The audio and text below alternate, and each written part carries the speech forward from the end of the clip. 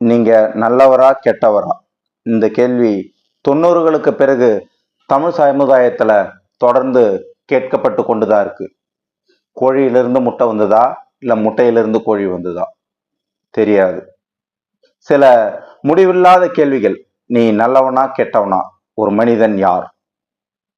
இந்த கேள்விக்கு ஜெயகாந்தன் அவர்களுடைய போர்வை என்ற கதையிலிருந்து நிச்சயமா நமக்கு ஒரு விடை கிடைக்கும் அப்படின்னு நான் நினைக்கிறேன். இன்னைக்கு ஒரு இளைஞன் 1960களிலே கல்லூரி படிக்கக்கூடிய ஒரு இளைஞன் தனியார் ரூம் எடுத்து தங்கியிருக்கிறான். அந்த தனியார் ரூம் ஒரு பேச்சுலர் ரூம் இன்னைக்கு எப்படி இருக்குமோ அதே செட்டப் தான். உள்ள போனா எதுவும் ஒழுங்காலாம் இருக்காது, அங்கங்க கலைஞ்சி இருக்கும். ஏதாவது கவர்ச்சி புகைப்படங்கள், கனவு கன்னிகள், நடிகைகளுடைய புகைப்படங்கள், அந்த மாதிரி தான். முக்கால் நிர்வாணமும் இல்லாம முழு நிர்வாணமும் இல்லாம ஒரு கவர்ச்சியான ஒரு காலண்டர் படத்தை முன்னாடி மாட்டியிருக்கிறான். தூங்கி எழுந்த உடனே அந்த காலண்டர் படத்துல தான் ஒரு முகம் முழிப்பார், கண்ணு முழிப்பார். கண்ணு முழிச்சு அழக முழுவதுமா ரசிப்பாரு. அப்படி ரசிச்சுட்டு இருக்கும்போது இன்னைக்கு காலையில வித்தியாசமான ஒரு சத்தம். எனக்கு ஒரு புடவை கூட. யாரா அது கேட்கறது? இந்த காலண்டருக்குள்ள இருக்கிற இந்த பொண்ணு தான் கேக்குதா?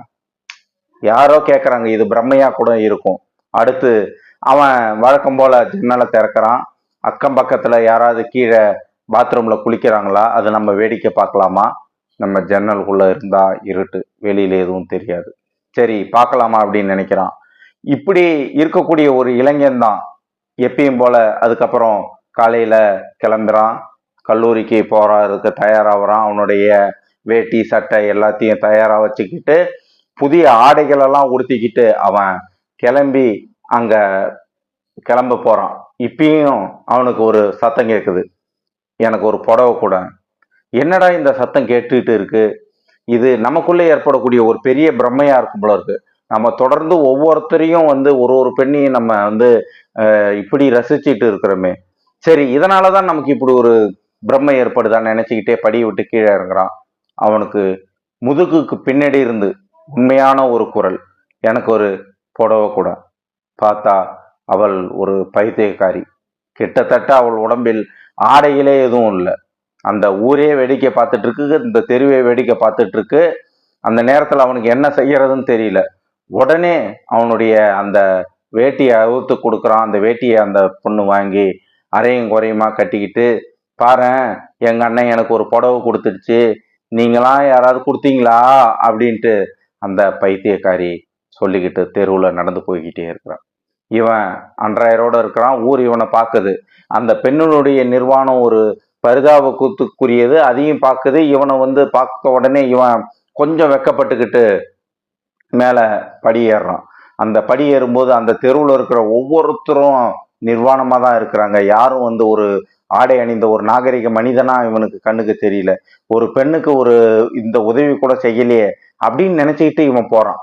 பாருங்க, காலையில தூங்கி எழுந்திருக்கும் போதே எப்படிப்பட்ட ஒரு காலண்டர்ல கண்ணு முழிக்கிற ஒரு ஆளு. அதுக்கப்புறம் ஜன்னலை திறந்து சுத்தி எந்த பாத்ரூம்ல யார் குளிக்கிறாங்கன்னு வேடிக்கை பார்க்கக்கூடிய ஒரு ஆளு. இன்னைக்கு ஒரு பொண்ணு என்ன நினைச்சான்னு தெரியல. ஒரு பொண்ணு ஒரு பைத்தியக்காரி, அவளுக்கு கிழிந்த ஆடைகள் கிட்டத்தட்ட நிர்வாண கோலத்துல இருக்கிறானே அவருக்கு ஒரு வேட்டியை அவுத்து கொடுத்துட்டு உடனடியா மாடிக்கு போயிட்டு அவன் ரூம்ல இருந்து வேற ஒரு வேட்டியை கட்டிட்டு கீழே இறங்குறான். எந்த மனிதர்களுடைய முகத்தையும் அவனுக்கு பார்க்கணும்னு தோணல. எல்லார் முகமும் அவனுக்கு ஒரு அருவருக்கத்தக்க முகமா இருக்கு. அதுக்கப்புறம் இவன் ஒரு அன்றாயரோட நின்னது, அதுவும் அவனுக்கு ஒரு வெக்கக்கேடான ஒரு விஷயமா இருக்குது அந்த தெருவில். இருந்தாலும் அவன் யாரையும் பார்க்காம இந்த உலகத்தை நினைச்சிட்டு அவன் மண்ணு போய்கிட்டே இருக்கிறான்.